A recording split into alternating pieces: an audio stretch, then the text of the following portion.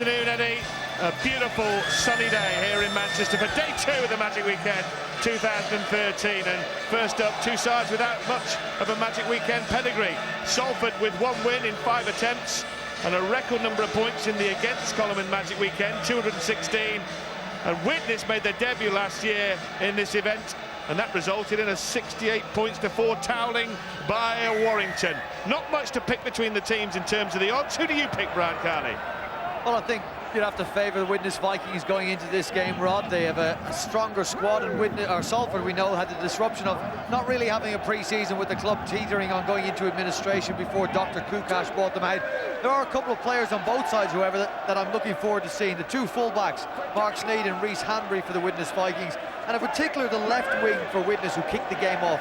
Jack Owens, wearing the number 26 jersey, locally raised, come through the ranks at Widnes, and big things expected of him in the future. Well, Salford still playing under the nickname of the Salford City Reds. Enjoy that while you can. Dr. Kukash will call them the Salford Red Devils from next season. Let's see if there's any devil in their performance today. And the City Reds all in red and Widnes in black, moving from left to right. There is the good doctor, dressed in blue today at the home of the Sky Blues, Manchester City.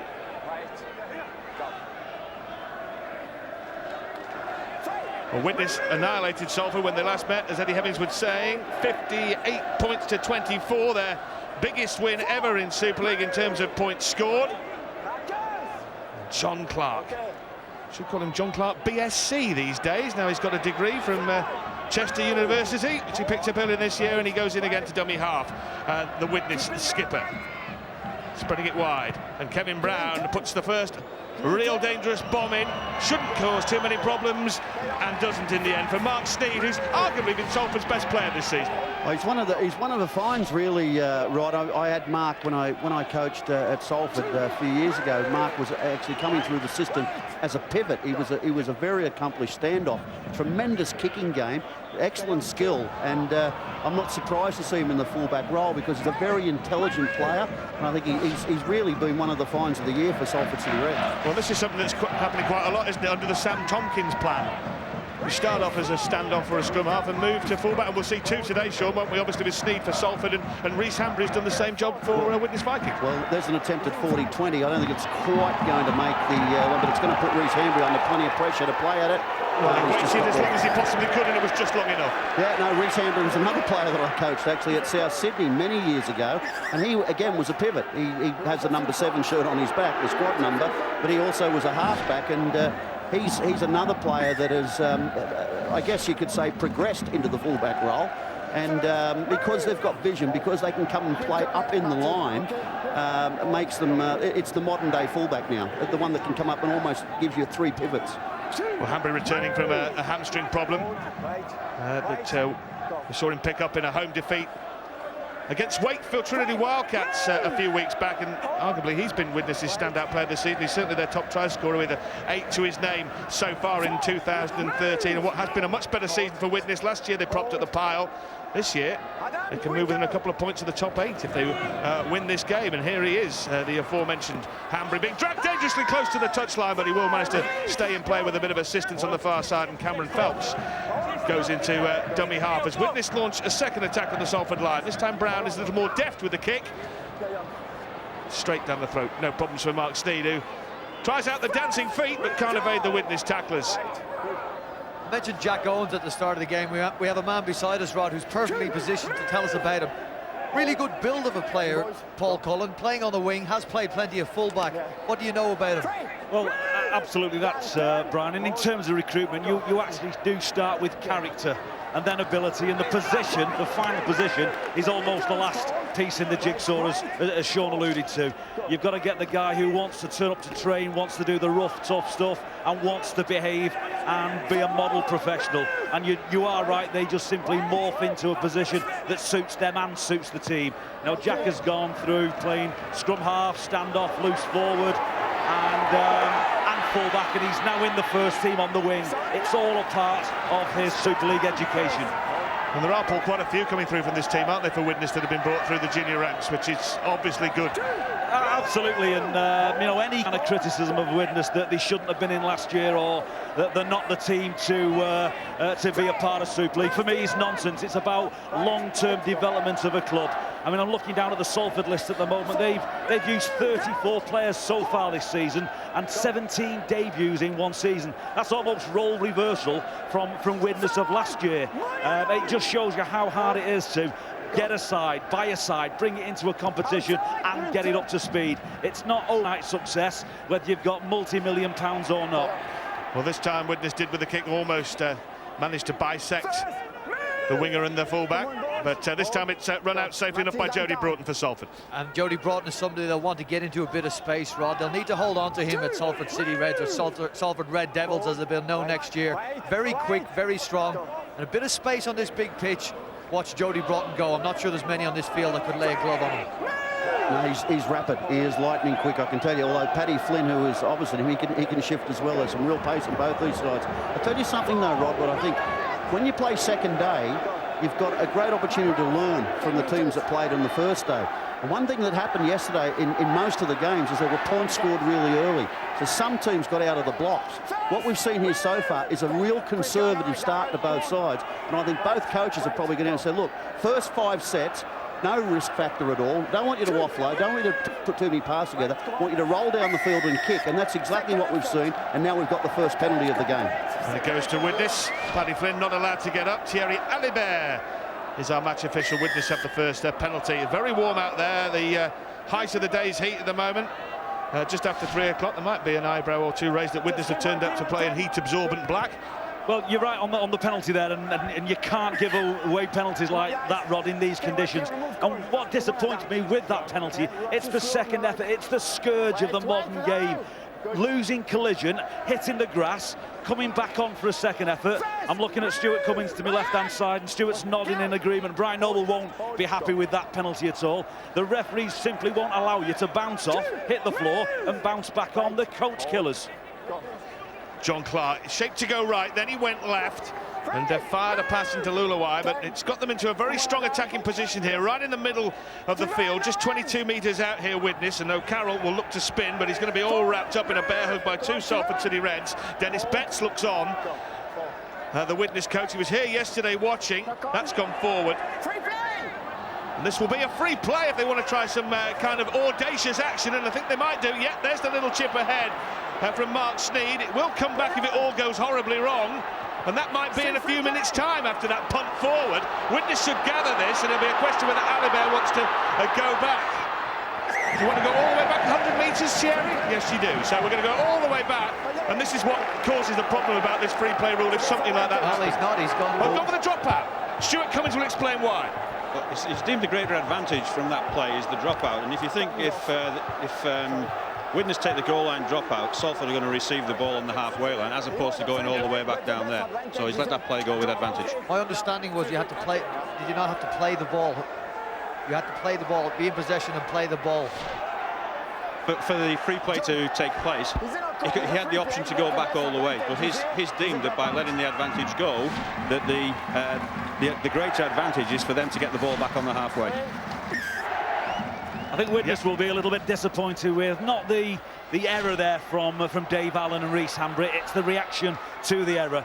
You know, I think Dave Allen's got a better line from that. Reece Hambry's certainly got a better catch, but he was a little bit lackadaisical when the ball hit the floor. Salford made great grounds. First great chip and chase. The second kick was a little bit wasted. Should have ran that play right to its very end. But here we are, great field position for Foran to make a little darting run from dummy half as Widnes clocked off, and he's very close to the try line here. Stephen Wild has gone into dummy half for Salford.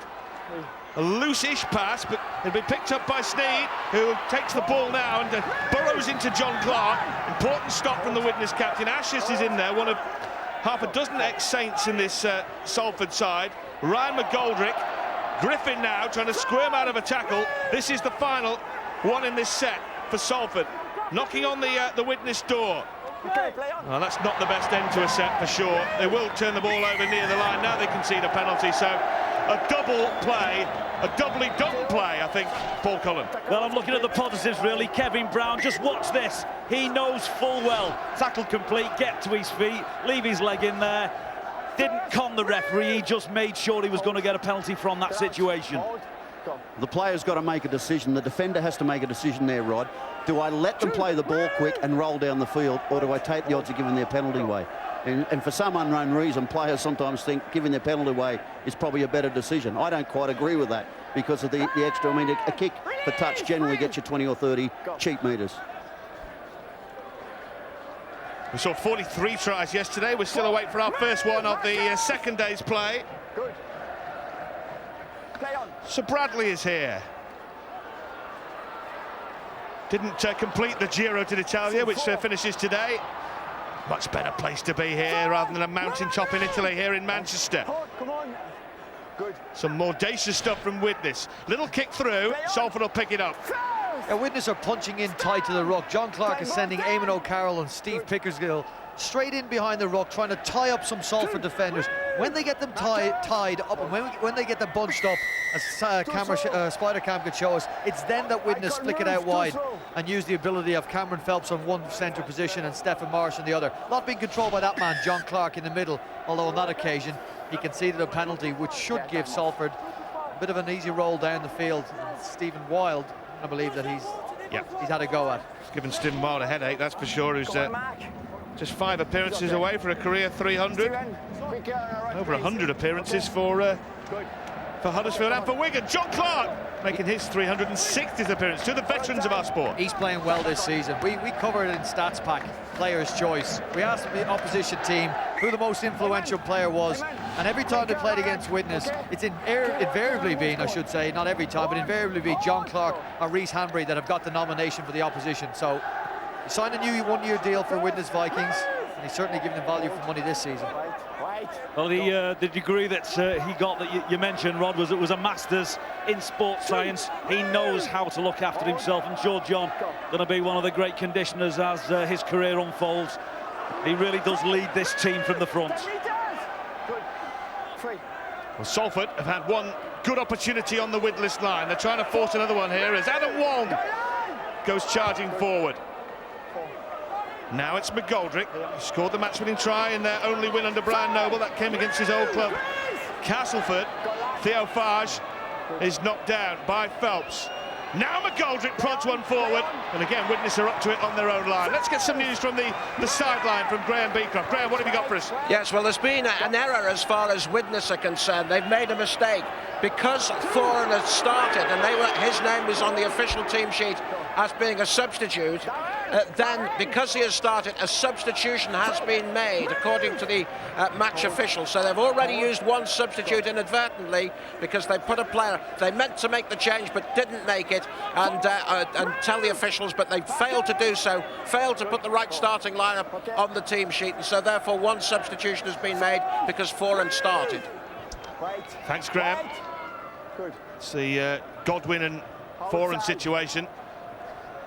A mix-up from Brian Noble and his coaching staff has cost them one of their interchanges, and now we only have 10, used to be a dozen of course, but in this hot weather that's a blunder by somebody in the Salford camp. Well, you just don't make mistakes like that, I'm afraid. Those team sheets are checked and checked by many people. The coach will have looked at it. Whoever filled it out, probably one of the assistant coaches, maybe. It might be the head coach himself, but there's people look at that sheet. They know what's going on.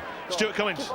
Well, the team that's named on the sheet should be the team that starts, and any alteration to that, if there are different players on there, that's an interchange. Thank you, Stuart. Well, Salford then have only got 90% of the changes that they ought to have in this game. McGoldrick, who's seen plenty of the ball here, the ex-Castleford Tiger, the ex-Hull FC man. There is the aforementioned Foran, Darryl Griffin. Farge prodded through, it's been played at, now it's bouncing around like a pinball. Stephen Wild chips it through, and it will be a Widnes. I'll tell you what I like. Scrum. Tell you what I like about this game, Rod. The fact that it's 0-0 is immaterial. The scoreline's immaterial. The fact is, it's going about 70 or 80 metres on each set. When whoever's got the ball, Salford are getting down within about 10 metres. Widnes now, if it goes according to form, will get up within 10 metres there. But both sides are defending well, and yet it's a pretty sort of flowing game. There's very few errors in this game. They're defending well, they're shaping up well in attack. I think it's the execution. If you press pause and look at Salford's shape in attack, you'd say, gee, that's pretty good. They're just not coming up with the right pass and the right kick, which, as we know, is a large part of what you have to do. Looking at this from being virtually sat on the roof, you do get a fantastic view of the Salford shape. They have gone for the kick 3 or 4 times now when they've been in great field position. Martin Gleeson, one of the best centres that this country's ever produced. He's stood on the right-hand side with his hands in his pockets. He's not touched it yet, and they keep going to kick, and Widnes keeps solving the problem. For me, get the ball in Gleeson's hands and let him use his feet against a young player like Joe Mellor. Good in defence, but he's in for a tough day today if Martin Gleeson actually gets some ball. Well, Martin Gleeson, remember, scored 2 tries to win the grand final for Wigan against St Helens only 3 years ago, but spent 18 months out of the sport after a drug ban, so finding his way and finding his feet again in Super League now. And this time the high bomb again from Kevin Brown examines the Salford defence, and this time they can't come up with the right answers to the question. And now Widnes are going to get a second set here, right on the line. This is their big opportunity. They forced the error. Dave Allen is squirming through a gap, and he's knocked down close to the try line, but Widnes will fancy their chances from here this time. Stefan Marsh, and now Joe Mellor, now a permanent Widnes Viking signing, having been on loan from the Wigan Warriors, and he might get the first try of the game. He can't stretch out because Mark Sneed makes an important stop. John Clark going left this time. Kevin Brown, and the ball is spilled. It will be touched down perhaps by Hanbury, but the knock-on will be called. You know what? John Clark has just thrown a magnificent ball from dummy half. The ball was so good, it put Kevin Brown on the outside of his defender, Andrew Dixon. The ball just wasn't, they weren't able to hold on to it. Dennis Betts furious at that. But the work from dummy half to put Kevin Brown on the outside already made Andrew Dixon as a defender redundant on that occasion. I'll tell you why a coach gets upset about that, Brian, is because he knows that's try time. He knows someone's about to crack. The fact that Mark Sneed dropped that high ball, that was the opportunity, that was the repeat set, and he just knew if they could control the football, they would score then. Absolutely, and Sneed did very well, didn't he? He was the man that put the ball down. I hope the Widnes player was onside. I'm sure he was.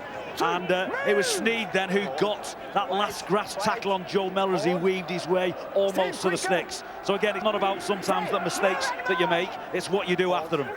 Decent set here coming out of their own half from Salford. They've got within 10 metres of the halfway line. That will be an attempted 40-20. It will depend on the bounce. It goes right rather than left and is picked up by Hanbury for the Vikings. Still a great kick, and there's a positive chase. They just got to make sure when Rhys Hanbury has the ball in, you can't have any holes in that defensive line that's chasing down. No dog legs in it. You got to chase as one, because if he sniffs a gap, he'll be lent to the field. You see this occasion, Spider Cam giving us a great indication of what he's trying to do, Rod. He just needs that ball to kick left, go for 40-20, but worked out to be a good kick nonetheless. Penalty blown, lying on in the tackle. Stephen Wild is the guilty party. Widnes still missing a couple of their big guns today. Patrick Arban injured, Gareth Hock sitting out the second match of a 4-game ban. Stephen Wild for Salford. They're missing Chris Nero and that nasty neck injury against Bradford last weekend. Poor penalty there from a player of Stephen Wild's ability, because he actually didn't lose collision. Salford dominated that tackle and he just stayed on. Didn't look like he was going to get back or make that effort. You know, it's a real poor one from a player of his ability. He's better than that. Well, penalties playing a key role within rugby league in terms of getting you field position, and here goes Kevin Brown, the big signing for the Widnes Vikings in the off-season. He's only played 7 games for them and are due to injury, but they've won 4 of those 7. Just shows how important he has been to them when he's been fit. Likewise, Hanbury, can he stay in the field of play? He can. It's manhandled back into the confines of the pitch by a couple of his teammates. Again, it's John Clark looking to tee up the attack, feeding Brown. Well, a stop-start approach, but Pickersgill eventually decides to go to ground in the tackle and tee up the attack. Kevin Brown again as they come from right to left. Well, he is as close as any Widnes player has been. Last tackle, that could be the first try. It's being claimed by Pickersgill. Steve Pickersgill is claiming the try. It would be his first of the season if he has got the ball down. Stuart. Well, he's going to check to see whether the man who played the ball, I think it was Kevin Brown, actually impedes any defenders. And that's the view that the video referee will need.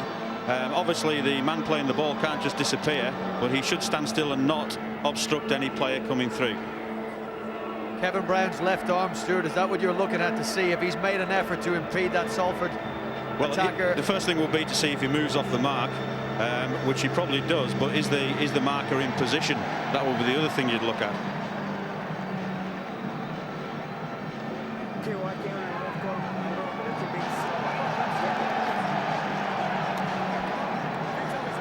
Well, whatever Kevin Brown was doing, the other question is going to be, was the ball actually grounded by Pickersgill? And he'd have to say that's the other thing. Fair amount of doubt about that, wouldn't you, Stuart? It doesn't look like he's getting down to the ball. That looks like the marker wasn't in a position to be in a position to make a tackle. Look at that for defensive play. Whether or not Kevin Brown has taken him out, Liam Foran seems to have held the ball up. The front rower, big guy Steve Pickersgill, he's smashing the ball down towards the line. Liam Foran has his width about him, and he's managed to cradle the ball and prevent it from touching the line.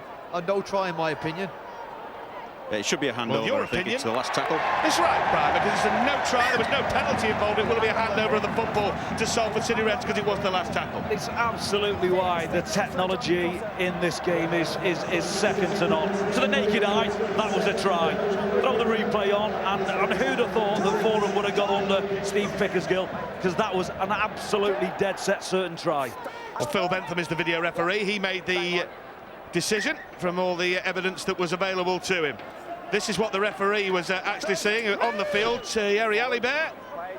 And you can see, not a lot, to be honest, and that's why he went to the video ref. I'll just go back to Stuart. Stuart, if this game wasn't televised, it's tough. I know you probably have an in-goal touch judge. Well, the in-goal judge would have a lot to say in that decision, and he will be in a position to actually see that ball being held up. So, you know, we do have systems in place in other games that do help, but obviously not as good as the video referee. If we were in court there, Stuart, we'd have just said, hypothetical question, you don't need to answer that. Salford got the ball, still scoreless. Pickersgill's try, in inverted commas, are chalked off as Sneed puts a left-footed bomb into the air. That's a dangerous one. It's claimed by Hanbury, very well claimed, because what he'd have seen in his vision there was a Salford City Red bearing down on him by the name of Andrew Dixon. That's right. Rhys Hanbury, difficult ball to take. He was unable to leave the ground. If he had left the ground, caught it in the air, would have been even more difficult for the Salford defender not to get involved in that. Referee's absolutely bird's eye view of it, or referee's eye view of it. I think what we can see as well now is Brian Noble's game plan. You really can see Salford working hard to complete the sets, to get to good field position, and invariably they go to the kick on the last play. It's about having some control over your charges. You are missing one or two running options, but Brian must judge that his team aren't quite right to take those plays and take those chances as yet. Get to the end of the set, put the kick in, work on a chase, and just try and keep yourself in the arm wrestle. This time collected comfortably by Sneed, who has dropped one. Well, they all drop them sometimes, but has dropped one today out of 5 or 6 that have been aimed at him. You know, and Sneed playing at fullback, we know him originally as a scrum half. We've got Lee Gaskell, we know him as a standoff playing in the centre. McGoldrick, well, he's played anywhere. We know him as a fullback playing at standoff. And Foran at hooker, we've known him as a standoff and a loose forward in the NRL. So lots of new positions and changes for Salford to get a grip of. Foran's left-footed cross right across the face of the Widnes post. They get there in the end, but it's a dangerous moment, that. And Foran, as we heard earlier, started the game when it was meant to be on the bench in an administrative blunder by Salford, so he's one of their interchanges. Left-footed kick bounced kindly in the end for Widnes, who, as I mentioned, looking for a win that would get them within a couple of points of the playoff places, and Salford looking for any kind of positive result, a draw or better, which would get them off the foot of the table. They're currently propping up the pile in 14th as Clark comes away for Widnes.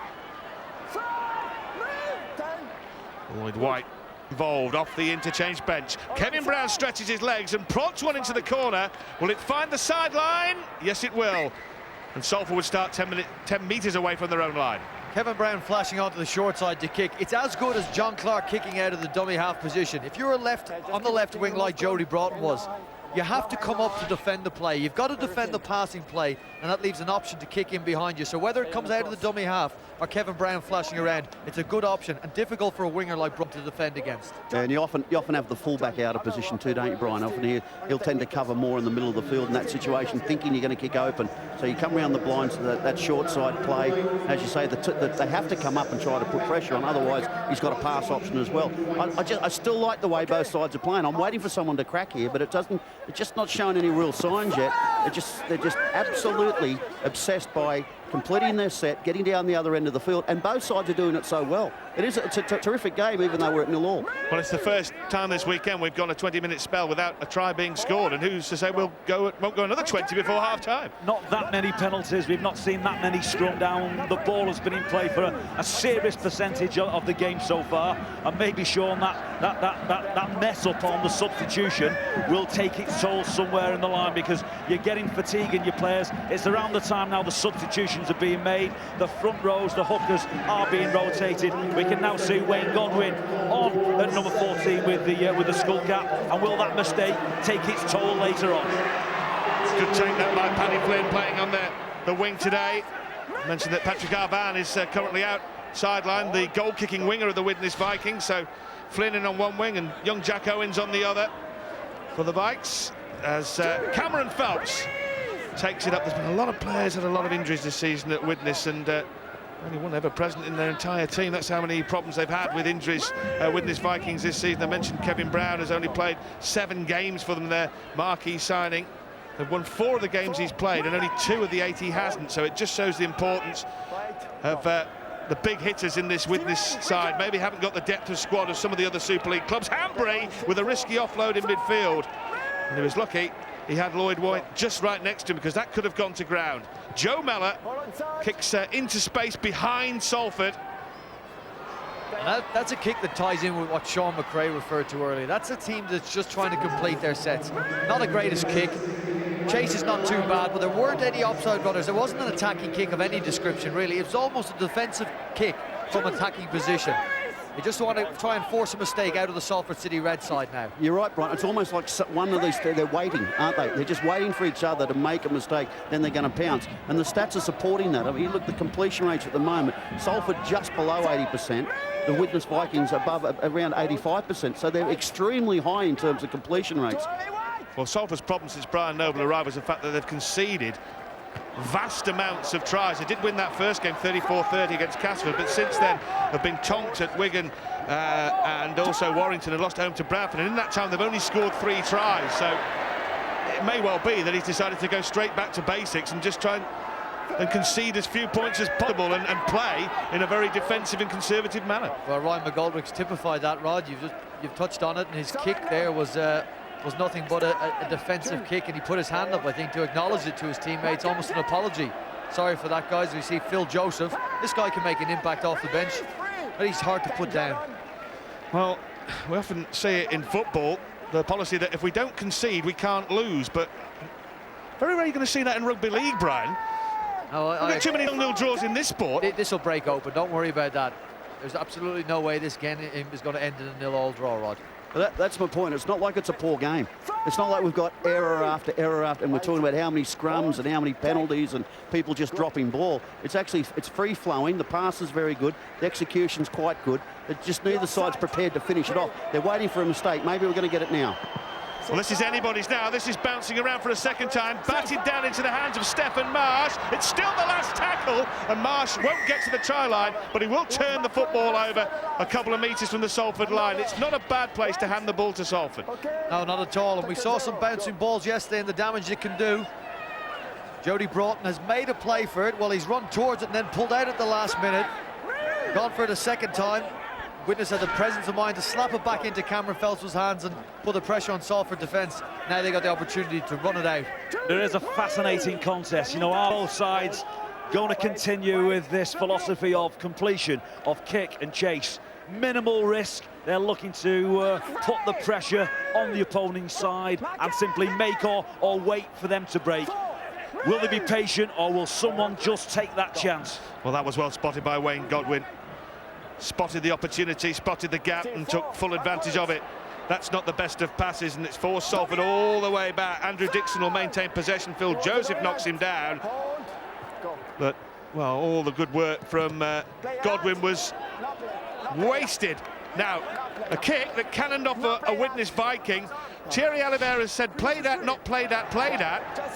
And now he decides it's not played at, and it will be a Widnes.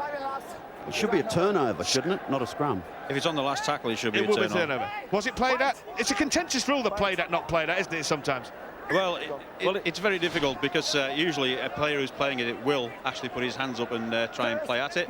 But where players are running towards the ball, they're obviously going to run towards someone who's going to kick it, and the decision is then whether they're in a position to actually go and charge the ball down. Sometimes the ball just does hit them.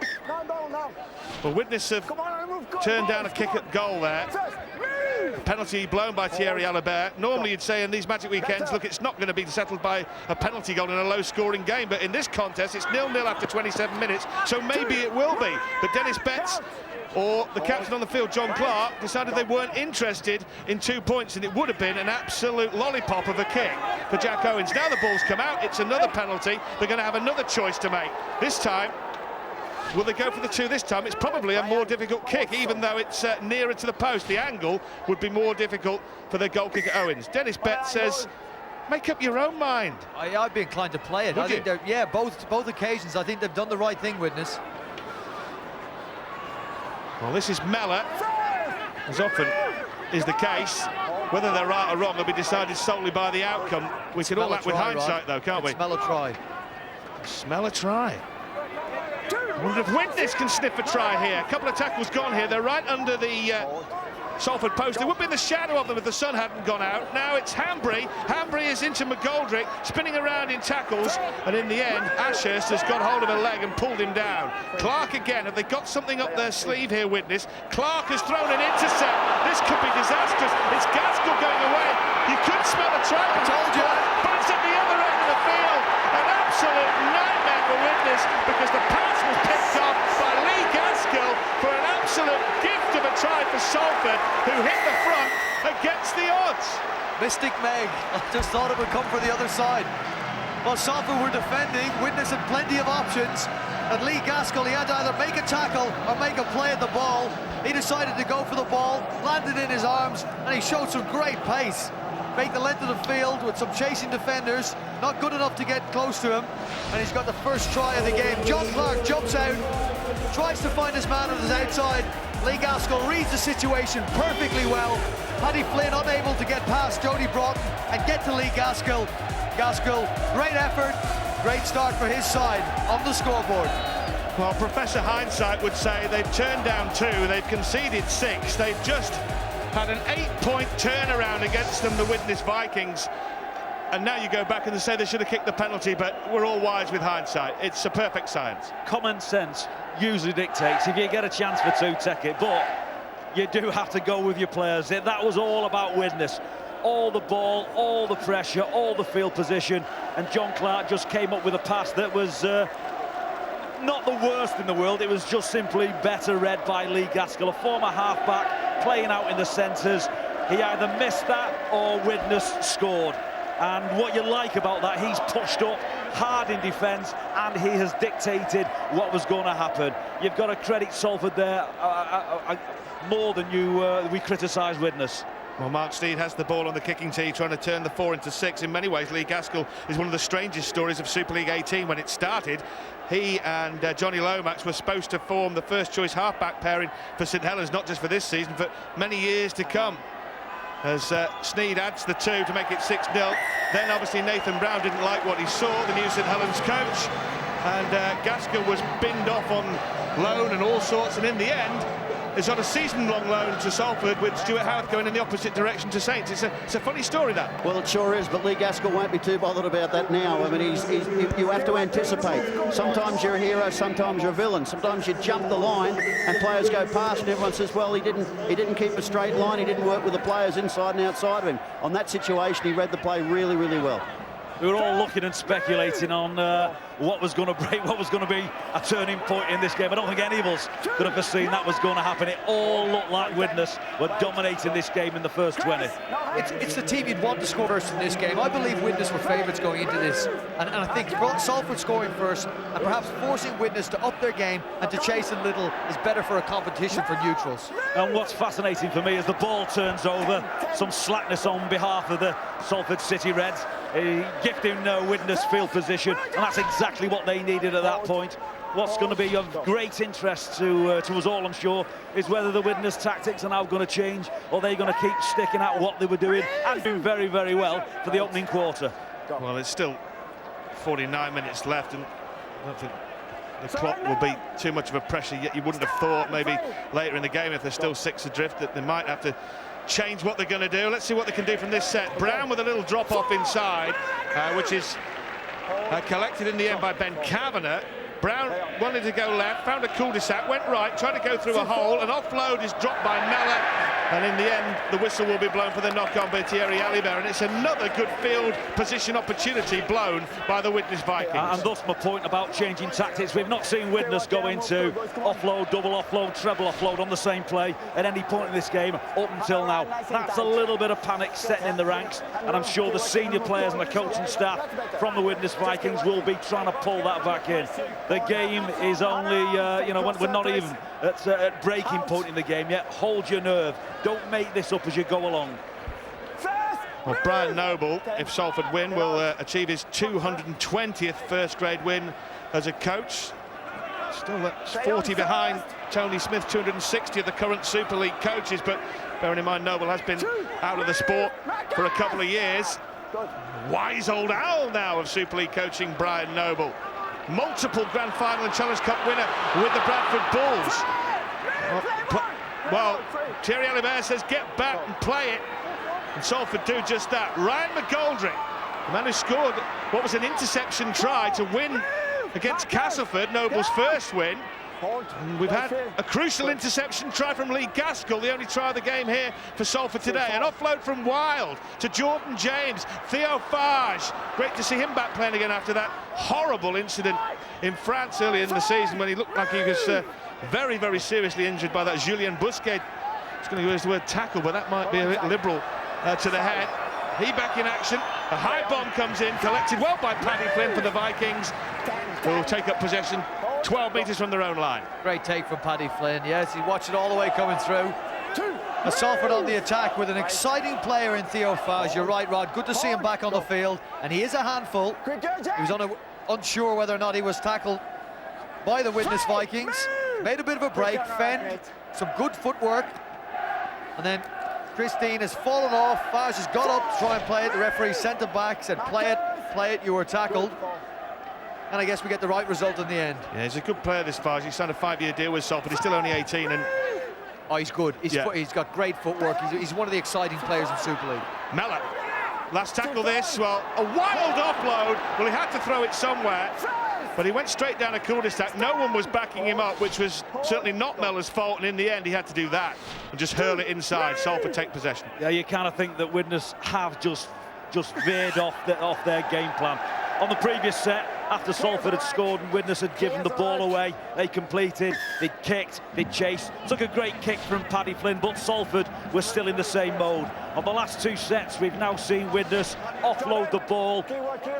I'd say beyond careless, it's now reckless, and that's not a good sign. I'm sure Dennis Betts wants to get his charges in at half-time just to settle them down, and I'm sure he'll be saying, let's get back to what we were doing in the opening 20-30 minutes when we were, I think, totally in control of this game. Dennis Betts will be calmly assessing how to turn this game around. There's no point in ranting and raving at this stage in proceedings. They're only 1 score behind, and they'll see things that they can work on to turn things in their favour, but he certainly won't want to concede a second try as Fage drops the ball off.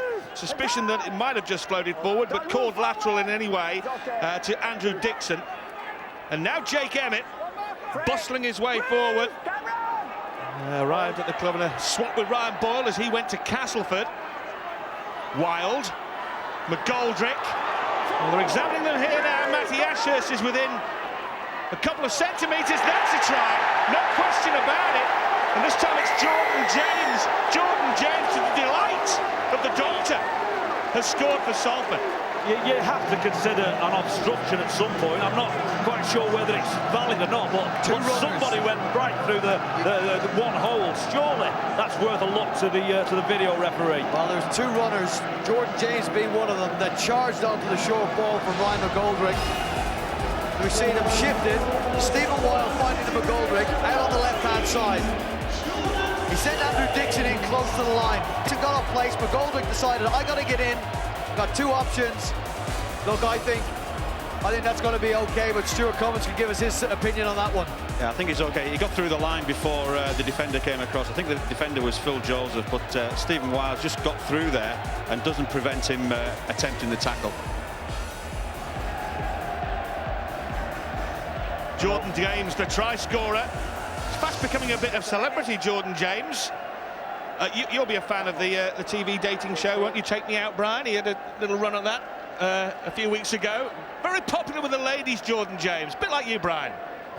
Well, yeah, I'm not sure where that's going to go, but yeah, good on him if he did, but I'm sure he'd be more happy with the 4 points he's just got there. Okay, Mark Sneed then looking to increase the advantage for Salford. No dramas. It's 12-0 to Salford, who looked like they were going to go behind when John Clark was about to throw that pass on the Salford line a few minutes ago. That was intercepted by Gaskell, and now Jordan James has doubled the money for the City Reds. Well, on the back of Widnes not completing their previous two sets, Salford have been able to get down the field with quick play of the balls. Ryan McGoldrick, dumber half, is a very smart player. He had options. There was a massive gap there for Jordan James to run into. Clearly no interference whatsoever. Absolutely the right decision. Well, these last 10 minutes or so of the first half certainly haven't worked for the Widnes Vikings. Quite a few swaps and changes. Big Frank Winterstein on at right second row instead of Dave Allen, and we see Lloyd White on the field, not in his usual hooking position because John Clark's still out there, but playing at loose forward, almost double pumping that run from dummy half. So a few changes for Widnes to adapt to, and I'm sure the dressing rooms will be a little bit noisy when Dennis needs to get them in to settle them down. What never ceased to amaze me, Rod, when I coached was how the scoreboard could have an effect on the way that you changed how you played. You know, players would just simply go away from what you were supposed to be doing, and your game plan all would change because you were concerned about a scoreboard. Scoreboard pressure. And yet, exactly, but yet the process you were going through. And I think there might be a little look on that. Lloyd White just had a lever on. I'm sure it wasn't malicious, not overly deliberate. Sometimes you just get caught up in that position, but the ball's come free. Head and feet to Widnes from the scrum, and maybe Salford could feel a little bit aggrieved that wasn't a penalty in their favour. Well, nothing puts pressure on a professional sportsman like the scoreboard and the clock, and Widnes have only got 2 minutes here and 10 seconds to get something on the board before half-time. And what a difference 4 or 6 points could make here to the Vikings in the half-time interval, because 12-6 would look a whole heap better than 12-zip, which is currently the scoreline against them. People expecting a basketball score in this game, but it's been anything but a really dogged contest. Brown spins it wide to Hambry. Hambry has got Phelps coming in on the ball, but Martin Gleeson has always been a top defensive centre, and he's there with a little bit of help from 2 to 3 teammates to knock his man down. Theo Farr's getting some defensive work done. Phil Joseph picks the drop-up ball off Kevin Brown and runs into Stephen Wild. They're very close to the try line again from Joseph, who's keeping those legs moving, but 3 Salford Reds drag him down. This is the final tackle for Widnes in this sequence. Kevin Brown grubbers one through. Chance for Mellor! Joe Mellor has scored for Widnes, and that could be a big moment in this game. A big try that gets them back in business a minute before the break. Well, an inch-perfect kick, but it's only going to be as good as the chase, and Joe Mellor, on that occasion, a man that profited from Kevin Brown's decision to drop the ball onto his boot and just trickle it in behind. My question is, where's the Salford fullback? Mark Sneed has found himself cut up a little too far in the line. On that occasion, he's got to trust his line defenders to take care of any attacking play when the ball goes through the hands, and it's his job to look out for a kick. On this occasion, Kevin Brown's kick, Sneed not close enough in my book, and as a fullback, he's got to do a bit better. You called it, Rod. What a difference that will make going into half-time. Getting on the scoreboard should give Widnes a whole degree of confidence. Absolutely. If you look at that situation, Kevin Brown at +1, and then Joe Mellor running on the back of the kick. That's the two half-backs combining on alongside. And great to see Joe Mellor, who was aired a couple of times. He's been involved in both offloads that have gone to the floor that have given Salford the advantage. He's kept his nerve, he's worked exceptionally hard, and he's crossed the whitewash to get Widnes back into the game. Well, the former England Academy star, Jack Owens, trying to cut the gap, and that's curling away. Oh, well, I'll tell you what, that's gone over, but only just that. I'll tell you what, that was a borderline call. Well, didn't they have one go against them last year at Widnes? And that one, I'm with you, Rod, in regards to the fact it looked like it was going wide. I'm under instruction not to mention the St Helens goal ever again in my life. Well, that was very, very close. From up here in the stand, that looked like it might well have missed. From the touchpoint position, they thought it went over. Anyway, which way? It's 2 points to Widnes, who are now back in this game. They were 12-0 adrift, but that try right at the back end has got them back in it. 12-6 Salford at half-time. Commentary, here's Rod. Thanks, Eddie. And I suppose if Salford lose by 2, they might point to the goal kick from Widnes that appeared to miss when the shots judges gave as well. But the actual score is 12-6 to Salford. Paul Cullen. Well, it could be said I might have a slight Widnes bias in this game because of my association with Widnes previously. I don't see an awful lot wrong with that try at all. If we look at, we've got Sean McRae on the left, and with a similar position at Salford. In this magic festival atmosphere of Super League, the officials are less officious, they're less pedantic, and they're almost liberal to a point in their interpretation of the rules over this weekend. Or is that just my interpretation of it? Whether they can keep that up now from now to the rest of the season, only time can tell. But it looks like they are only going to penalise for absolute liberties, and I quite like that. Here's a spilled bomb. Well, he obviously feels he's in an offside position there, Stephen Wild. Well, this is going to be another contentious decision because that high bomb went up. Widnes felt it was spilled by a Salford player. Stuart Cummings may have a view on what happened. Well, the ball was definitely spilled by the player. I'm not sure whether it went backwards or forwards. But the player who actually spilled it ends up in front of the other player, so he can't be offside, the man who picked it up. It's because the man who caught the ball has actually moved in front of the other player, so he was okay. Well, it's gone forward, hasn't it? It's gone forward. Thank you. And could he have gone to the video ref there to determine who should have had possession? Well, no, because it's in live play. We don't want the game stopping every 30 seconds. And that's the point. Let's get on with it. There wasn't a massive liberty taken by anyone. It was almost bagatelle the way that ball bounced off 3 or 4 different knees and hands. And the referee's judgment was quite clear. Let's get on with it and play rugby league. Here's a penalty as Jordan James has been whistled by Thierry Alibert.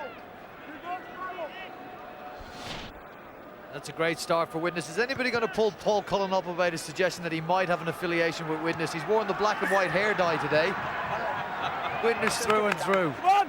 I'll tell you what, though, 12-6 in this attacking position, and with Dennis Betts' words, I'm sure, Rod, ringing in their ear, this Widnes Vikings side have now put themselves in a great position to get back on track in this game and post more points. And you'd have to think those words will be complete.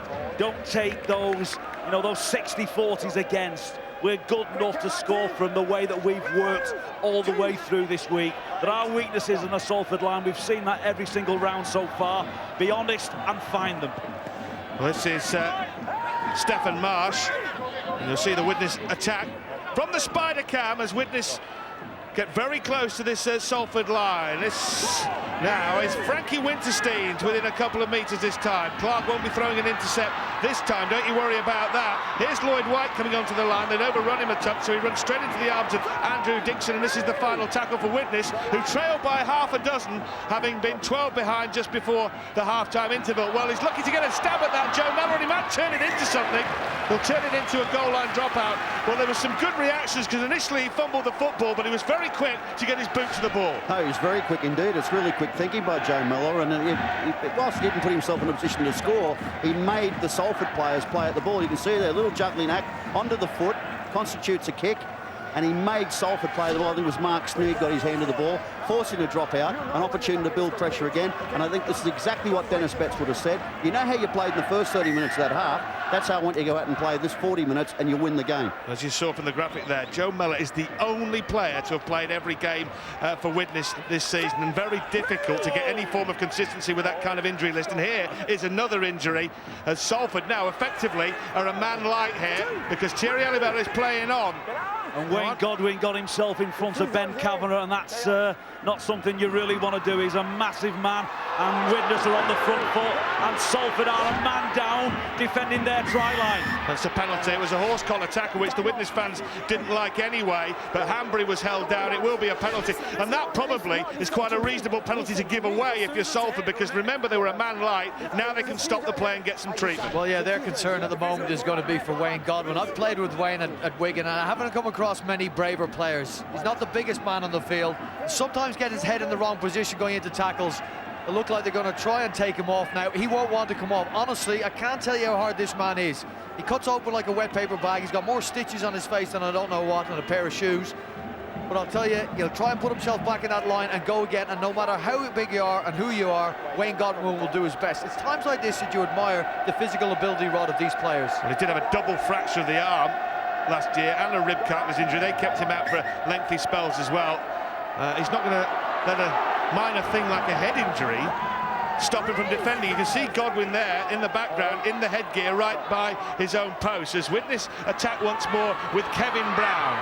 And Brown just drops the pass off to Ben Kavanagh. What have they got up their sleeve here? What plan move are Widnes going to work on here? Just a simple run from dummy half from John Clark. Lloyd White drops in to dummy half as the mass ranks of the Salford defence man up on the try line. Hanbury is not going to get near the line because Andrew Dixon gets him in a bear hug very quickly. Good defensive set from Salford. Widnes examining them. Flat pass, static man, nothing doing. Roddy should be patting Wayne Godwin, go at him. He was out on his feet before. Grubber through from Kevin Brown, reaches the line and beyond it, and squirming out of trouble. And just about into the field of play is Ryan McGoldrick. He did very well. Well, he did. He jumped on the ball, and Phil Joseph has managed to give him a couple of more meters by trying to pick him up and pull him back into the field of play. They'll be doing well to run this out. These are the hard yards. You want people like Jody Broughton in there, a bit of footwork, get your nose through the line, get a quick play of the ball, and then kick it. Unusual play the ball, shall we say, from Martin Gleeson. Play on was the call from Thierry Alibert, and the game just keeps on moving here at the Etihad Stadium. First game of the second day, 12-6 Salford, and still to come. Big games involving Bradford and Huddersfield, and then the champions Leeds Rhinos against the runaway league leaders, the Wigan Warriors. I'm just looking at the Widnes line now in the back plays. Anyone looking up and finding where Wayne Godwin is? It took him 3 or 4 plays and he's rattled. He's a little bit shaken up, and he should be. He's been very brave to get back in the line, but he's not quite where he needs to be.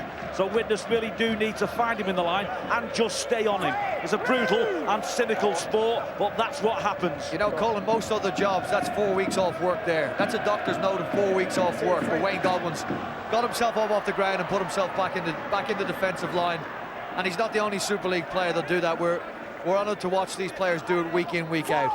Well, there was half a glimpse of an overlap down the near side to us. That's the Widnes left, but the door closed pretty quickly. Phil Joseph, who picked up a spot with Widnes after going on a trial, just as he did with Bradford last year. A wild offload. Mellor's chasing it. He might get hold of this. He's grabbing it through. He'll score here. It's a try.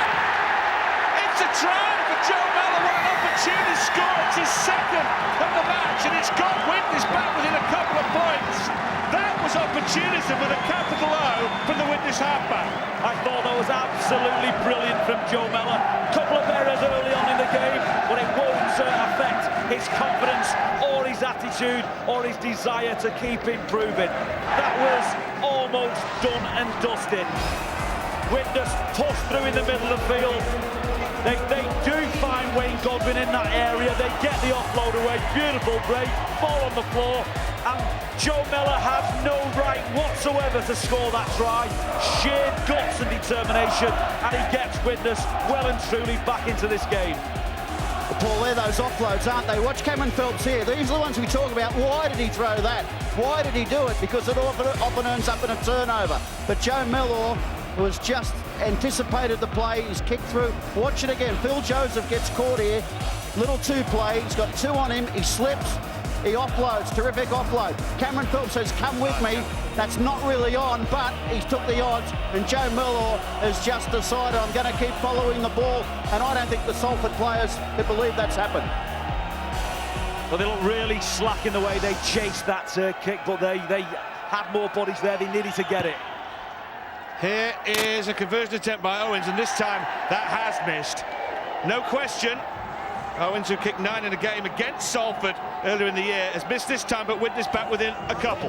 Well, we got a clue what he's able to do with his feet. A little earlier on when he had a kite pass, dropped it onto his foot, and it's thanks to Phil Joseph's efforts and Cameron Phelps' efforts, and of course the willingness to push up, and then this great little bit of football, Rod. You're praying, you're chasing that, you're praying for that ball to bounce up, give you a kind bounce. He got that on that occasion. Well, there is a random element to where a rugby ball bounces, we know that. But you have to get into position to catch it if it does pop up. If you don't buy the ticket, you don't win the raffle. No, that's right. You just got to chase it, just hoping, Rod. Absolutely, hoping that it comes up and bounces into your arms. And sometimes you reward perseverance. You know, the fact that he was prepared to compete and contest all the time, he's a reward for that.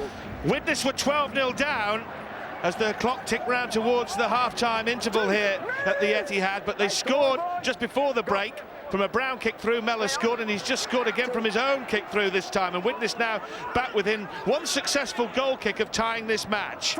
Remember, if they do win, they can get themselves in really into the thick of the playoff race. St Helens currently on 15 points. Widnes would go to 13, and the Warrington win, their own arch enemy over Saints yesterday, will give them a little bit of a help to get near to the playoff places.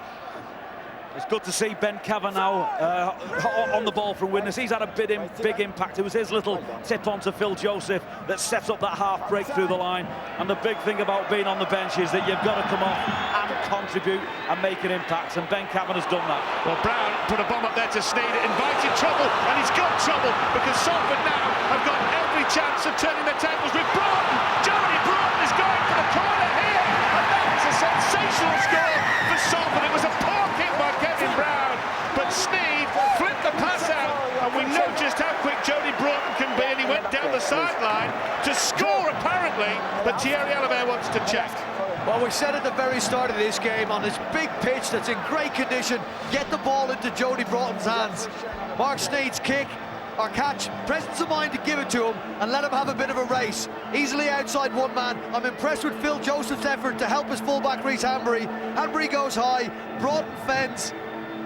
We'll get another view from Spider Cam. Well, as a winger, this is exactly what you want. A bit of space, a bit of pace. And you just got to keep an eye on Gaskell. Has he interfered? Will you, Rod? Well, we saw a penalty try disallowed at Hull versus Warrington for the slightest of touches. Has he gone shoulder to shoulder, or has he dropped? Let's get Stuart Cummins in on this, Brian. He'll give us the interpretation of the law. What do you make of all that, Stu? Is there a push, a shove, or shoulder? There's definitely contact between the two players. What the video referee is trying to decide is whether that is shoulder-to-shoulder contact, because whereas the shoulder charge is banned, shoulder-to-shoulder is still okay. So this is pretty close to looking like it is shoulder-to-shoulder. I'm going to say that's okay, shoulder to shoulder. I agree. The other part of the law says that they can shoulder charge when running towards the ball. Now the player's in possession, so they're not actually running towards a loose ball. So therefore, that contact shouldn't be okay. And Lee Gaskell doesn't have to change his line. He just ran a straight line there, didn't he? He didn't divert in to Joe Mellor. Right, well, let's see what Phil Bentham makes of it. His decision is more important than ours, and it's no try. It is a penalty. It is a penalty for the Gaskell intervention. So Jody Broughton's brilliance will not make the highlights reel. Well, look, I'm thinking that that's okay. I think that's two players challenging for the ball, perhaps. If you're going to go and go outside on the referee, or the video referee, you would say his right arm maybe got tangled up, but I thought that was a fair challenge. I call that incidental contact. It's just incidental contact. Is that, Stuart, can you agree with that decision? I agree with the decision because he's obstructed him getting to the defender. They're not chasing a loose ball, so therefore the shoulder charge, you know, the shoulder contact can't come into play. So you're saying Lee Gaskell changed his line? Lee Gaskell's moved slightly inside his line. He's entitled to be there. If he continues running on that line, he would have been okay. But he's definitely come into the Widnes defender. Phil Bentham is the video referee, and Lee Gaskell, on loan from St Helens, has negated the try by his teammate Broughton and handed Widnes the penalty for the incident and consequent field position. Remember, they're now looking for the go-ahead score. A little shove there. That doesn't come to anything. Clark spins it out to the right-hand side. He just about hangs on Winterstein by his fingertips. He got his big right hand wrapped round the ball just in time before it hit terra firma. Kevin Brown being allowed a lot of time to run, and that is dangerous. That is very dangerous. They get 3 men round him. Gleeson wraps up the ball. This is the final tackle for Widnes in this sequence. Reece Hambry has dropped into dummy half. Mellor trying to prod a kick to that far side. It's a dangerous one. It is collected by Widnes, but they won't get the ball over the try line. Now your problem is solved. Salford had a try disallowed. Video referee, they're suddenly defending. The worst thing they could possibly do was concede a try then on that occasion. They've managed to take the man down, wrap him up. So it's all over. It's out of the system now. You've learned the lesson. It's shifting the ball. You can get around this Widnes side. Now you're back on the horse. And what we probably didn't have the opportunity to do was press enough what Jody Broughton did. Absolutely, Brian. I know you touched on it, Brian, but to be able to well, he didn't score the try, but to be able to do what he did is just, it's class as a winger, isn't it? Oh, absolutely. I mean, if you have his pace and his ability, his strength, that's what you want, a bit of space, and he's able to outflank a very, very quick player in Reece Hambry. And I think as well from the Widnes perspective, I don't think that hopefully they'll learn from it, and Paddy Flynn won't be 15 metres behind the chasing line and leaving a winger with Jody Broughton's pace all that room in which to scorch on the outside. Penalty Salford. Jody Broughton scored twice here last year in the win over Huddersfield. Salford's very first magic weekend win, and they have a penalty. It's a high shot from Lloyd White. And how tall Stephen Wild? About 6'3". There's an awful lot under the chin. You've got no right to have your arm up around his neck. Bend your knees, bend your back, and drive your shoulder into his ribs. Awful tackle there from Lloyd White. Needs to be better than that. Yep, almost needed a step ladder to get to the head of Stephen Wild. Lloyd White, the Welsh international, 6 caps for his country. Salford then from the spider cam, you can see it just 20 metres away from their 3rd try of the afternoon. Broughton's effort just a couple of minutes ago chalked off by the video referee. They still lead by a couple of points. Wayne Godwin, who's shaken off that nasty-looking head bang earlier on in the game. Sneed spins it out to Gaskell, and Gaskell's looking for Broughton. He's going to end up in the sideline. He's going to end up in row A at the Etihad. Well, we got a great view from Spider Cam on that occasion. Widnes Vikings had defended up man-on-man against Salford City Reds. Salford still continued with the play. Cameron Phelps was able to force Lee Gaskell. Paddy Flynn, great decision. Come in, help your inside defender, and force Lee Gaskell out over the line.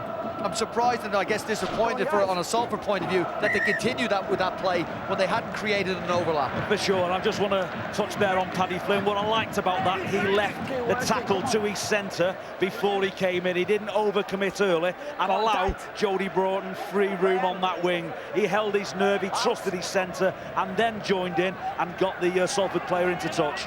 Well, we know that Widnes' points record this season is based largely on home wins on the pitch. They are fantastic on the plastic, but away on the grass they went a 12-month period in between mid-2011, mid-2012 without winning on grass. But they have picked up. They had a good win at London at the start of the season, a good win, an excellent win at St Helens at Langtry Park a couple of weeks back, and are looking here for another win on neutral territory against the Salford City Reds. They've come back from 12-0 to 12-10. The question is, can they go on with the job? Last tackle here for Widnes from just inside their own half of the field. It reaches the hands of the playmaker, Kevin Brown. They're running the ball here. A little bit risky, you might say, but the kick through from Reece Hambry will mean Salford pick up possession just about 20 metres from their own line. The spider cam, the high view of Salford's attempt to run it out of trouble. Doing just that is Ashley Gibson. former Leeds Rhino. Got a bit of space on that left-hand side, but McGoldrick decided to come back in and run into a real load of heavy traffic. 4 Widnes Vikings were involved initially in the tackle. I wonder if we'll go back to some of the conservative stuff we saw at the start of the game now, because this game very much on a knife edge with 25 minutes to go.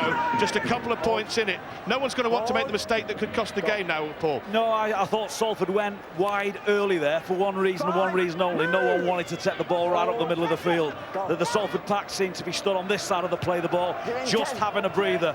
Maybe that's a little bit of a sign, and if it is, then Widnes have got to be smart enough to make the most of it. But you know, we're on 55 minutes, 12-10, it's as even as, and we're now back into the arm wrestle. Who's going to break first again? Just a difference of a couple of points in the scoreline. Let's get some news from the sideline from Graham Beecroft. Graham. Yes, interesting, because of course we know that Salford made an inadvertent substitution right at the start of the game, but I think Steve Pickersgill is not going to play any further part in this match. He came off midway through, just before midway through the first half. He's had a lot of work done on his right thigh stroke hamstring. He's heavily strapped. He's trying to get going down the line, but it looks to me as though he's not going to play any further part in this game, so that's another blow for Salford. Well, a little probably ball through from Kevin Brown. It's too strong, it's too long, and Mark Steed will just let that just drift behind the dead ball line, and Salford will get a 20-metre restart.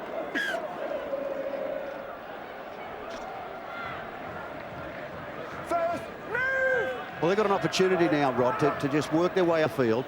Jody Broughton out a dummy half, makes good metres. They're just a little bunched. They've sort of lost their shape that we saw them play with in the first half. They've got to try and get that back a little bit now. Got to get their shape back in question. There's another good offensive win. The opportunity to quick play the ball. Wayne Godwin will take off, looking to offload there. And they're rolling up the field nicely. They should be able to get themselves in a good position for an attacking kick. Yeah, just to put a note on that, I think Steve Pickersgill has defied medical advice. He's forced the issue. He's got himself back on the field just after Graham was saying that. The substitution was made, and he's put himself back in the action. Just another case of Super League players going above and beyond the call of duty. A lot of work done, strappings on, and back on the field.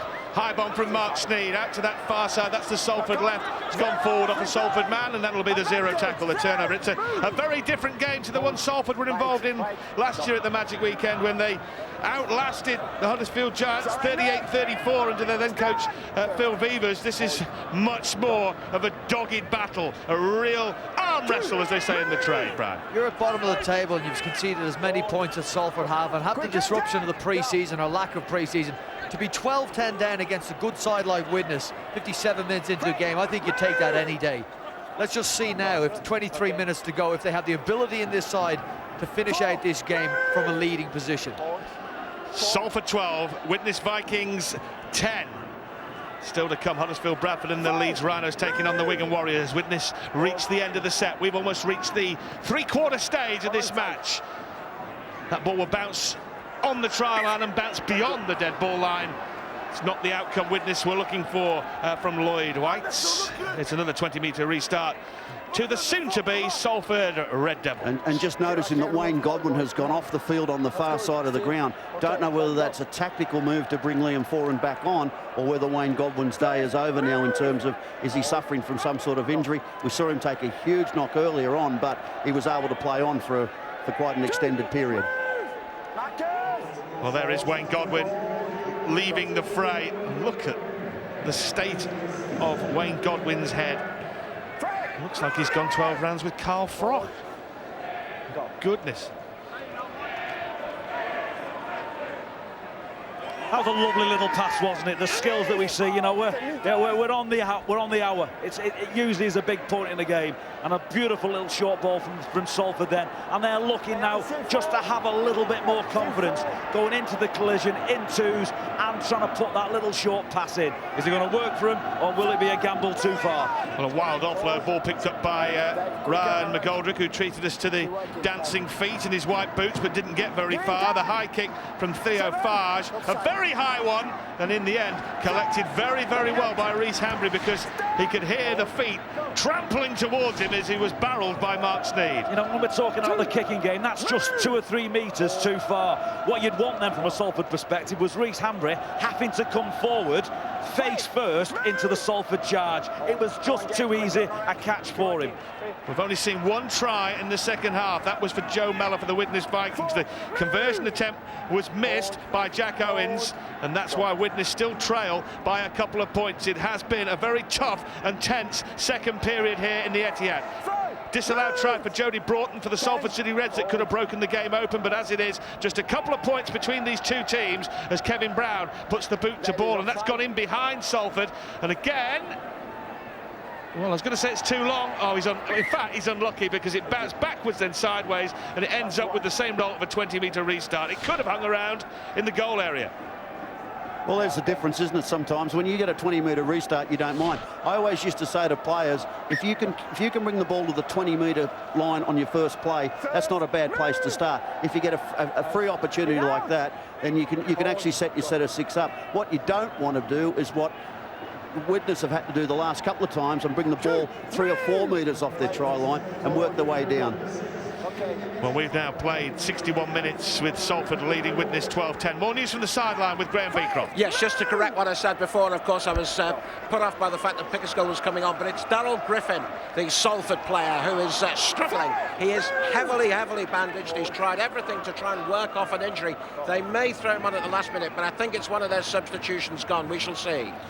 Thanks, Graham. Yeah, Daryl Griffin, the ex-Leeds Rhino, was on loan at Salford, but now permanent member of the City Reds squad. Ryan McGoldrick, wearing 23, feathering one forward. It'll keep Hanbury very close to the goal line, if not in the in-goal area. Great work, Jody Broughton. Rhys Hanbury knew what he had to do, collect the ball first and foremost, and then endeavour to get back into the field of play so you would not concede a line drop out. We'll see him. He don't let he's faced with Jody Broughton, so Broughton's got to hold him up. He's first got to clamp him, then hold him up and shove him back over the line. He did that. He showed us his attacking ability, and now he's shown his defensive ability. Well, last weekend Salford were beaten by Bradford 28-7, but Brian Noble said that he'd seen a huge amount of improvement, and for 50 minutes his were the better team, and they've improved again, you'd have to say, this week. Maybe Brian Noble is really getting the message out to his Salford City Reds players. They conceded 94 tries this season, so the first thing to do is stop leaking points, and well, only 2 tries conceded today, and you'd settle for that most weeks as a Super League coach. I think also, Rod, there's a bit of fear in these players now. You know, I think there's some of them that have been questioned, you know, as to whether they're going to be there or not. Some of them worrying about contracts, and you know that often does bring the best out in players. And I think Brian Noble's got absolute right as the new head coach to go in there to threaten some of these guys, and they're responding. Well, they could be responding here to some cheer because Martin Gleeson has got right through this Widnes Vikings defence, and Martin Gleeson has scored his first try as a Salford City Red.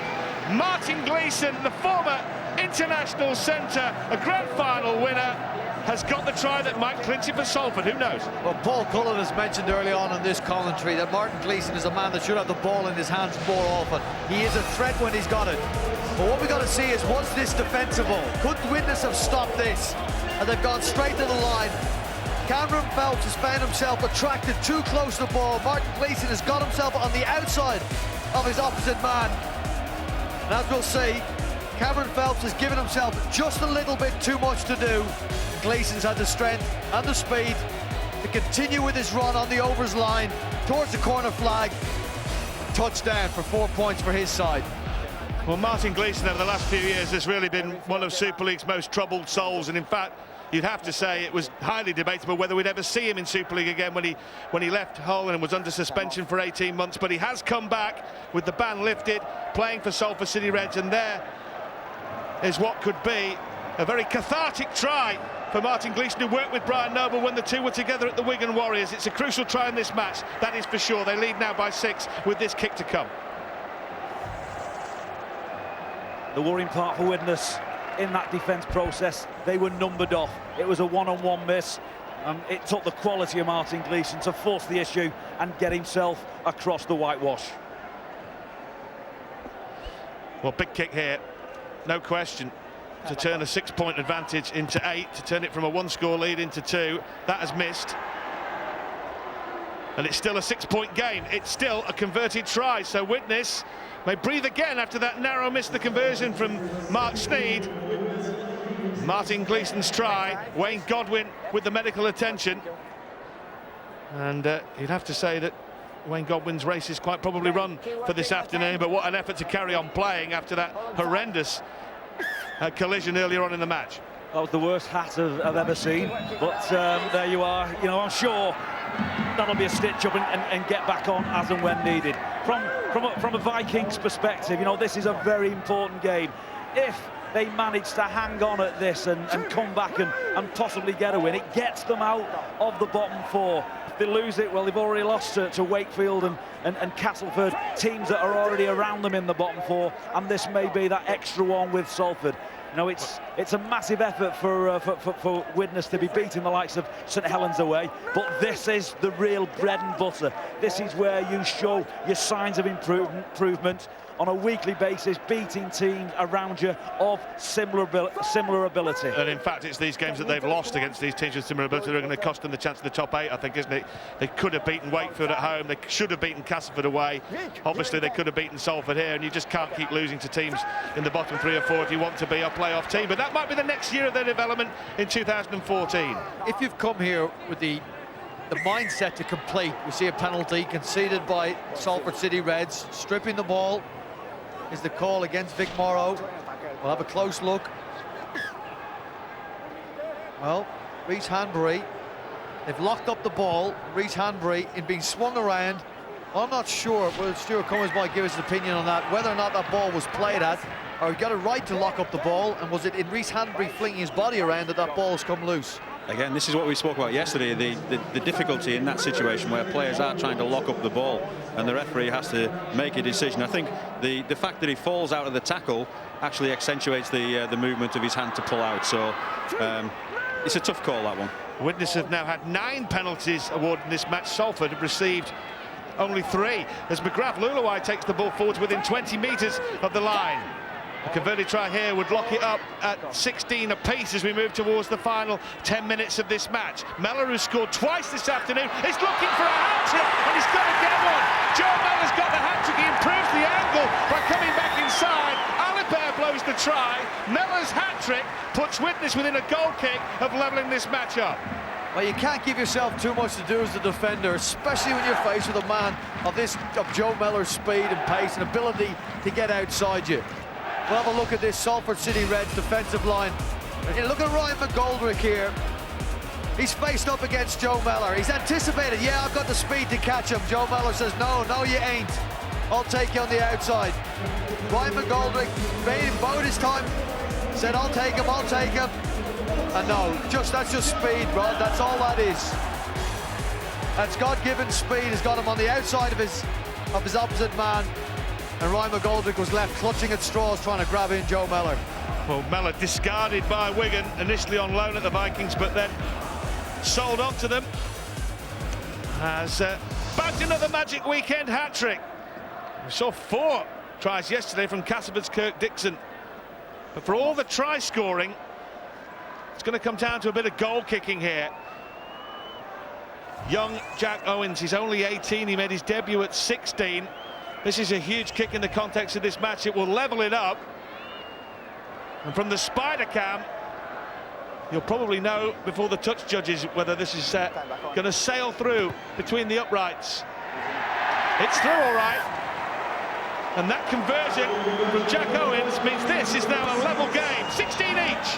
Well, if Martin Gleeson can do it for pace on the outside for Salford against Widnes, then Joe Mellor can respond in exactly the same way. The worrying thing for Salford, that's 3-on-3. It's man against man, and McGoldrick simply has to be able to take Mellor. He can't, because Mellor's got the agility and the footwork. And Roddy for May on the discarding from Wigan. It's one of those situations with Joe Mellor, and I was involved in it. It's the fact that Wigan at the time have got that many halfbacks and had that many halfbacks. They can't fit them all in, and Joe Mellor was rising through and wasn't going to oust those that were there then, or those that Wigan wanted to come in. As we've seen Wigan these days, there's 2 or 3 more. Every time they lose a scrum half and standoff, they simply shout and call another one up in. And he was just coming through and wanted to step up when under the salary cap they couldn't allow it. Yeah.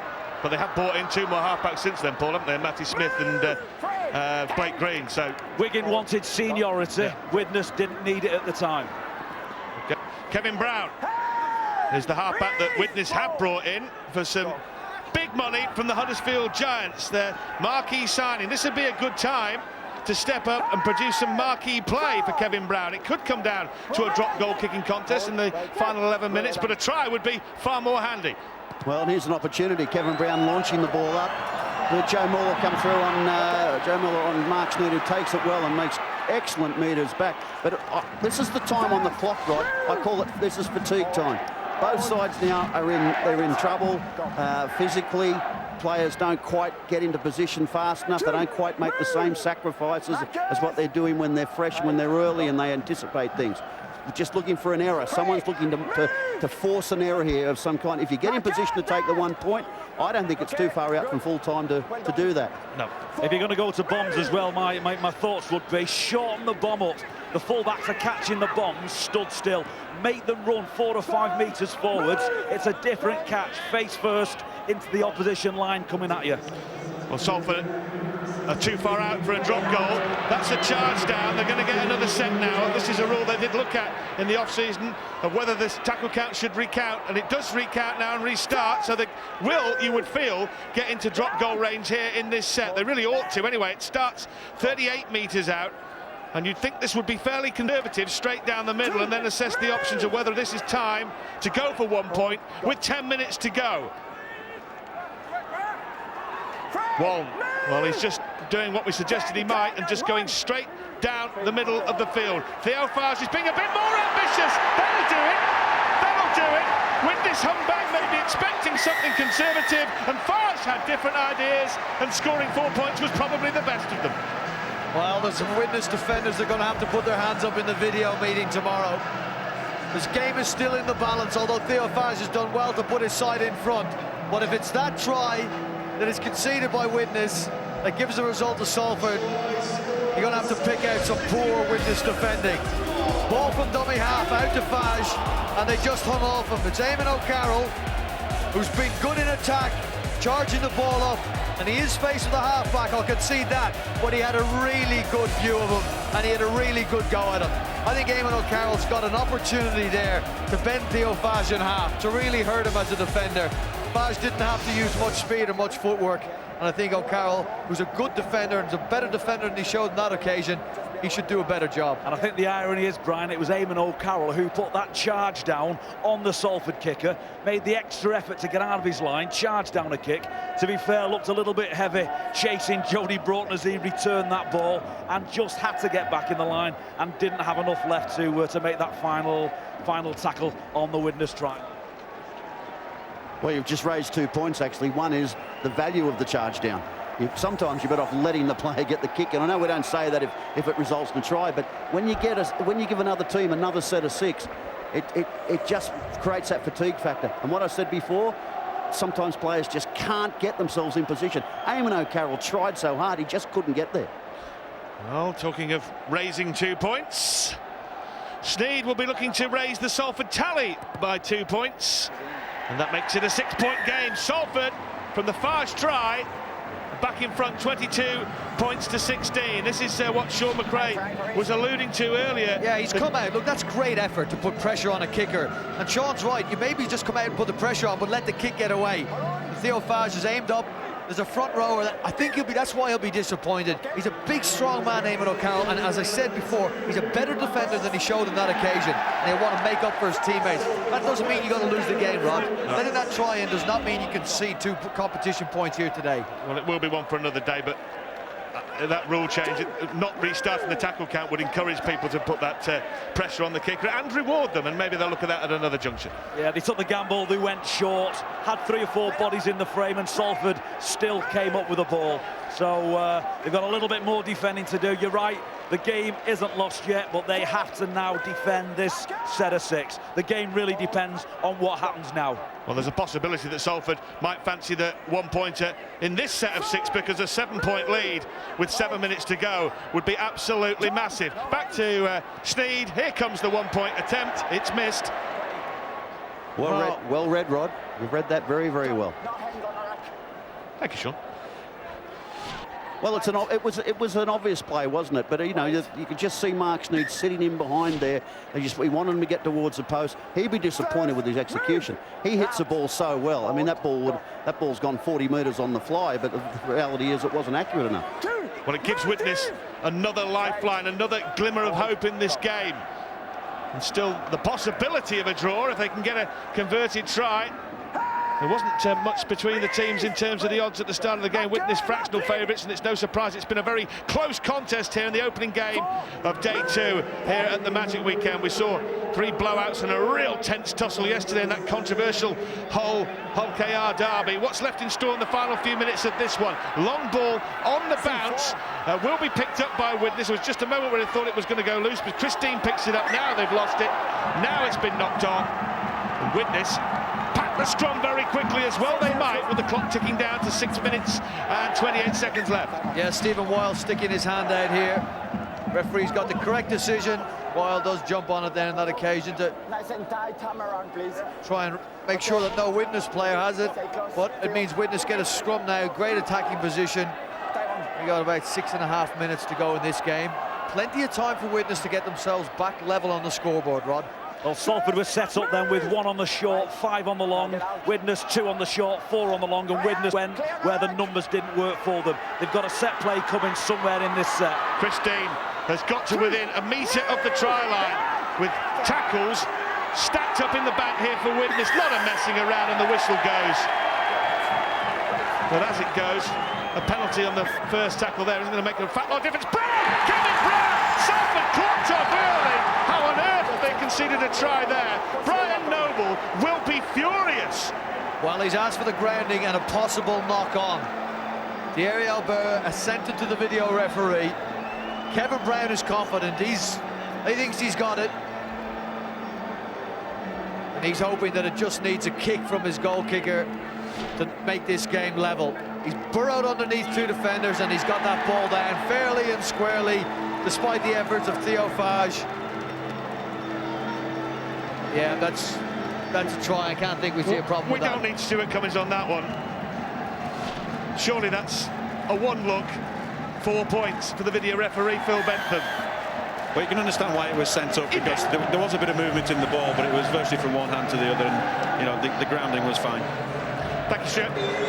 So Widnes within a goal kick of levelling again, and every time Salford looked like they put this game to bed, Widnes get right back into it, and Salford really needed an alarm clock. That really, I know that you talk about the fatigue time, Sean, but tries should just not be conceded like that, should they? Well, the disappointment from Salford will be the fact that what did you think Kevin Brown was going to do? What did you think he was going to do with the ball? He's either going to tap and pass or he's going to tap and run, and you've got to be prepared that the only person that's the danger is the man with the ball in his hands. Here's a pressure kick. Owens has levelled the game once with the boot, and he's just done the self-same thing.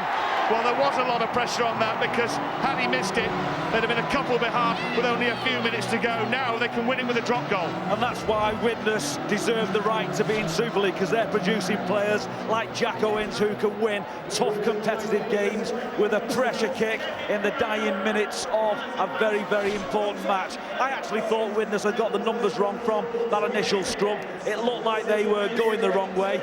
I thought there might be a plan. I'm sure it wasn't Kevin Brown running from dummy half. He made the best of the situation presented to him. Here we got now a shootout, going for the 1-pointer, and you often see, I'm not saying it's going to happen now, but when teams set up for a 1-pointer, the opposition anticipate that, it opens up gaps, you shift the ball, and you see a try scored. How much now for a 40-20, if anyone could think of it at this point?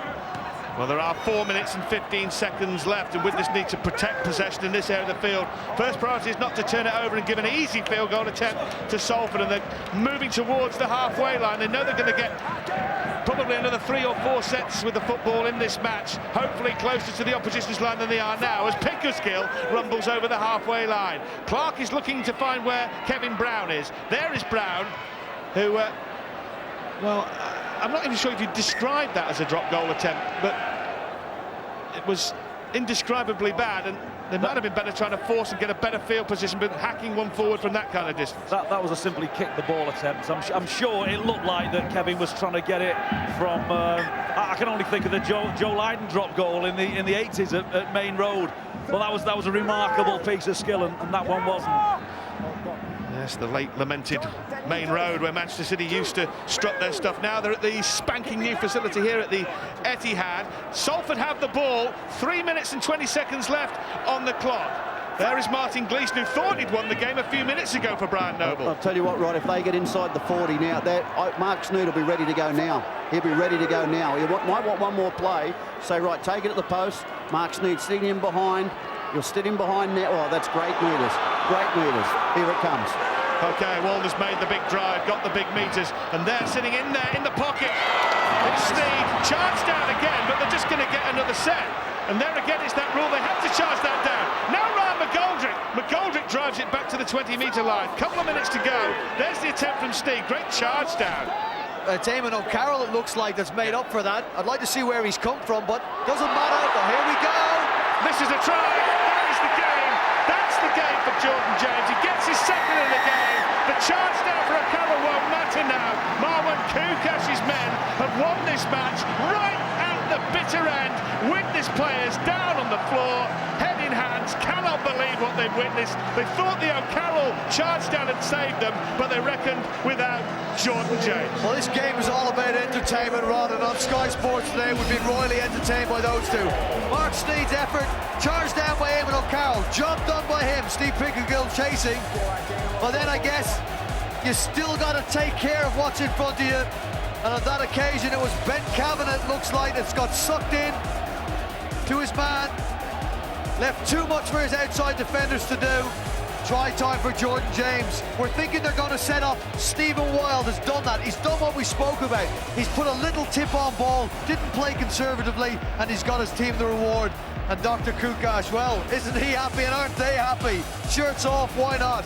Summer sunshine in Manchester. Well, Jordan James was like a child in a playpen there, crawling towards the try line, and well, he got there, got the ball over the line. It's his second of the afternoon, and it is surely the match winner. Sneed will turn it into a 6-point advantage, and you'd have to say there just simply isn't enough time on the clock, because Sneed will take all the time he possibly can, allowed under the rules, to take this conversion to put Salford 6 in front before Widnes get a chance to kick off. And a hat-trick from Joe Mellor is going to be in a losing cause here.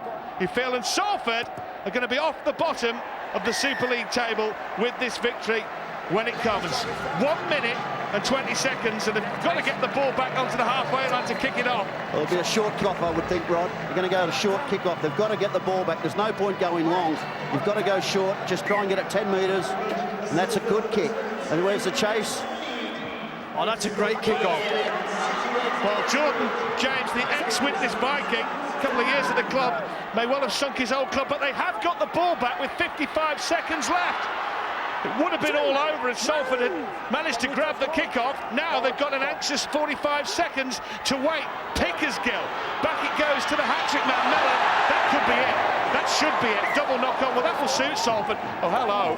As the clock is stopped, as Lee Gaskell throws the ball away. But the double knock-on means Salford will get the head and feed, and that will surely be it. You know, it was just a tired pass from Joe Mellor. A tired pass out the back.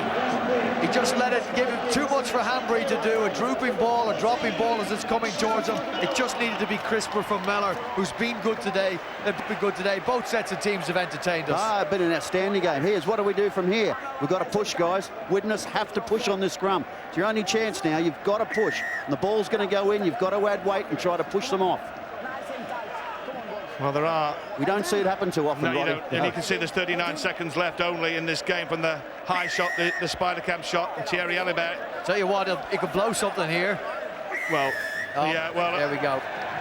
To give a penalty to Widnes there would have been a big call. Instead, the whistle goes because Widnes were shoving too early in the scrum. The clock is now moving, and every second is now a friend to Salford. The ball's going to go into touch, and all they've got to do now is simply just retain possession for 25 seconds, which should not be beyond any Super League side. Big crowd in the stadium. Two teams giving us a game that's gone up to the last couple of minutes before it's been decided. Well, we can't ask for a whole lot more than that. Well, The Salford fans are quite literally dancing in the aisles at the Etihad as their team is about to win for the second time under Brian Noble, and Dr. Marwan Kukas is not dancing in the aisles, but I assure you he's pretty happy with what he's seeing. They're just going to get rid of the football over the sideline. The siren goes, and Marwan Kukas's men and the dancing City Red supporters are celebrating a victory thanks to 2 tries from the former Widnes Viking, Jordan James against his old club, which have sunk Dennis Betts' team. The late try snapped the stalemate, and Jordan James and Mark Steed's goal kicks enough to get the points.